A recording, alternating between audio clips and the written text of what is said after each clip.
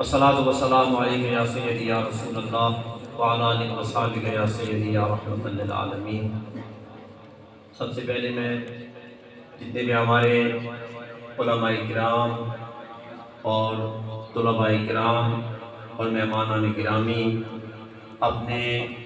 پیر و مرشد کی اس مزار پہ حاضری کا جو آپ نے شرف حاصل کیا، ہم سب آپ کے مشکور ہیں کہ آپ نے گناہ اپنی مصروفیات کو چھوڑا اور اپنے پیر و مرشد کی اس حاضری پہ آپ نے اسے یقینی بنایا۔ اور یقینی بات ہے کہ اللہ پاک کی مشیت کے بغیر کچھ نہیں ہوتا اور مشیت کے بعد ہی سب کچھ ہوتا ہے۔ تو اللہ نے آپ کے دل میں ڈالا اور آپ تشریف لائے، اور یہاں پہ وقت مختصر ہوتا ہے اصل میں،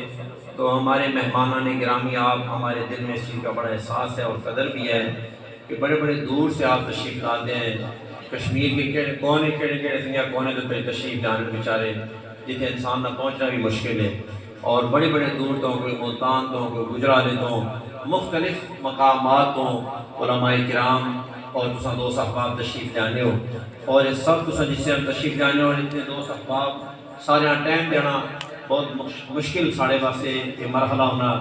یقیناً تھوڑی چاہت ہونی، ہر بندہ تسی چاہنے ہو کہ کچھ نہ کچھ گفتگو کری اپنے استاد نے متعلق، اپنے پیر و مرشد نے متعلق، تھوڑی یہ چاہت ہے، محبت ہے، لیکن وقت بہت مختصر ہونا کہ پھر تساں دور جانا بھی ہونا، اور تساں نے یہ سوالات اسی سامنے رکھ کے اساں یہ فیصلہ کرنے ہیں کہ تساں جس سے ہم وقت کے اندر دعا ہو جاوے اور وقت ہی تساں کو اپنے واقعہ تھوڑا سفر بھی ہو جاوے۔ تو علاوہ ازیں اگر اسی بیٹھے رہا شام تک رات تک تو مشکل نہیں ہے، لیکن تساں واسطے پھر ذرا دشواری پیش ہو سی، تو لہٰذا اس واسطے اس چیز تے اساں پھر بھی تھوڑے واسطے میں معذرت خواہ اپنے سب بھائیاں دی طرفوں کہ جڑا سنگی دوست احباب اگر اساں کو ٹائم نہیں مل سکیا لیکن تساں حاضر ہو گئے ہو، تو تساں نے پیر و مرشد سنگیا اللہ نے جڑا مدینہ وہ دیکھ لیا، اور تساں ہر آنے والی مہمان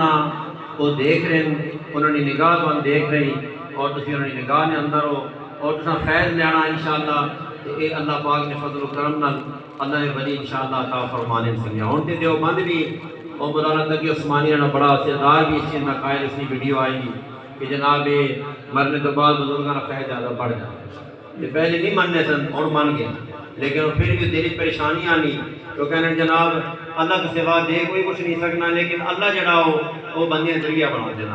تو بات یہی ہوتی ہے اور کچھ نہیں ہوتی ہے۔ تو میں عرض کروں کہ اللہ پاک کے محبوب نے فرمایا کہ من کان للہ کان اللہ لہ، جس وقت ایک شخص یا اللہ پاک نہ بن جانا نا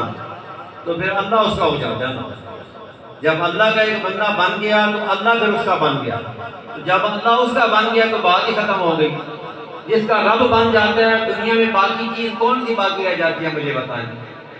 جب رب اس کا اپنا بن گیا، رب نے اسے اپنا بنا لیا تو پھر بات ختم ہو گئی۔ اسی کو حضرت فرماتے ہیں کہ میں تو مالک ہی کہوں گا، یعنی مالک کی حبیب، یعنی محبوب محب میں نہیں میرا تیرا۔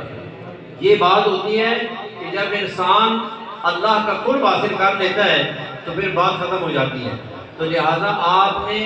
جب اللہ تعالیٰ کے ساتھ ایک تعلق رکھا، پوری زندگی قال قال رسول اللہ پڑھایا اور اللہ تعالیٰ کے محبوب کی غلامی اختیار کی، ایون کہ یہ بھی آج آپ سنیں ضرور صرف